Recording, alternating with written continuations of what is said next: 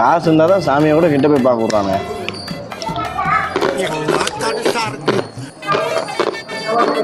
இந்த முருகு சவுண்ட் கூட அதை கேட்க முடியல. ஒரு சின்ன திருத்தம் இல்லை, அது ஓட்ட உடை. ஜப்பான்காரன் என்னென்னமோ கண்டுபிடிக்கிறா, நான் எதை கண்டுபிடிச்சிட்டு வந்துக்குது பாரு. மிளகு வடை. கண்டுபிடிச்சிட்டாரு இவரு. இதெல்லாம் கரெக்டாக கண்டுபிடி. இப்போ எக்ஸாம் எடுத்தாங்கன்னா எழுதாத ஒழுங்கா. அரியர் எத்தனை அரியர் வச்சிருக்கிற? 1. எப்போ கிளியர் பண்ணுற மாதிரி ஐடியா? அதான் தெரியலையே, நானும் வெயிட்டிங் தான் இருக்கிறேன். நல்ல நியூஸாக வர மாட்டேன், பார்த்து எழுதுற மாதிரி. ஓ அப்படியா விஷயம்? ஒரு நிமிஷம். அப்போ படிச்சு எழுத மாட்டேன்.